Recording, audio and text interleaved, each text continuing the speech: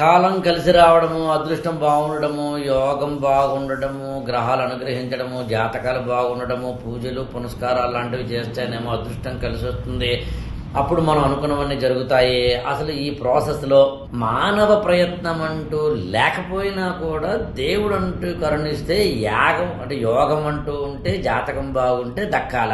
మానవ ప్రయత్నం చెయ్యాలా, దైవం నిర్ణయం జరుగుతుందా అనేది చాలా మందికి పెద్ద కన్ఫ్యూజన్ ఉంటుంది. అంటే ఇంకా సింపుల్ చెప్పాలంటే మనం ప్రయత్నించకపోయినా దేవుడు కరుణిస్తే అయిపోతుంది సార్, జాతకం బాగుంటే అయిపోతుంది సార్, అదృష్టం కలిసి వస్తే అయిపోతుంది సార్. ఇదో బ్యాచ్ సార్. అలా అదృష్టాలు గిదృష్టాలు ఏమీ లేదు సార్, మన చేతిలోనే అంతా ఉంది అనేది కొంతమంది.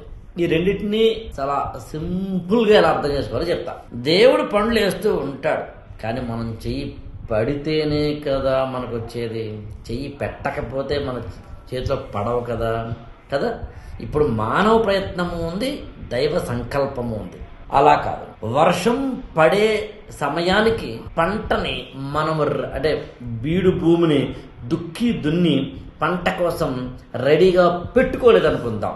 అంటే నారు పొయ్యలేదనుకుందాం, అంటే నాట్లు నాటలేదనుకుందాం, విత్తనాలు జల్లలేదనుకుందాం. అప్పుడు ఏమవుతుంది? వర్షం పడ్డా నువ్వు రెడీగా లేవు. వర్షం పడ్డాన్నేమో దైవ నిర్ణయం అనుకుందాము, నువ్వు రెడీగా లేకపోవడాన్ని మానవ ప్రయత్న లోపం అనుకుందాం. ఇప్పుడు చెప్పు ఏమైంది? మరి తిరిగేద్దాం. నేనేమో పంటని దున్ని రెడీగా పెట్టుకున్నాను సార్, ఎన్నేళ్ళు అయిపోయింది కానీ వాన పడలేదు. నేను రెడీగా ఉన్నా అంటే మానవ ప్రయత్నం జరిగిన దైవ సంకల్పం అవ్వలేదు సార్. అప్పుడు సంగతి ఏంటి? దీనికి ఇంకో ఎగ్జాంపుల్ చెప్తాను. పాల గిన్నె ఉంది, లీటర్ పాలు ఉన్నాయి, పెరుగు అవ్వాలంటే తోడు చుక్క వేయాలి. తోడు చుక్క ఎంతే ఉంటుంది. అదృష్టం, దైవ నిర్ణయం, దైవ సంకల్పం, జాతకం బాగుండడం ఇంత, మానవ ప్రయత్నం అన్నది ఎంత. ఇప్పుడు ఇంతది జరగాలా లేదా అనే దాని విషయంలో, వర్షం పడుతుందా లేదా అనే దాని విషయంలో, పండు పడుతుందా లేదా అనే విషయాలు అన్న ఒకసారి తీసేసి నువ్వైతే ప్రయత్నం చేయి, నువ్వైతే దుక్కి, నువ్వైతే పాలగిన రెడీగా పెట్టుకో.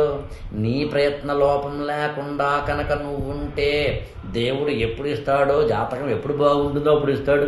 ఎప్పుడో బాగుంటుందో లేదో అని మీనమేషాలు లెక్క పెట్టుకుంటూ నువ్వు మాత్రము హాయిగా పల్లీలు చెగోడీలు తింటూ నేను మాత్రం బతకంతో ఉంటాను అంటే బతుకు బస్టాండ్ అయిపోద్ది. అందులో నేను ఏమంటానంటే మానవ ప్రయత్నం అన్నిటికన్నా గొప్పది. దేవుడి పని ఆయన చూసుకుంటాడు, జాతకాల పని ఆయన చూసుకుంటాడు.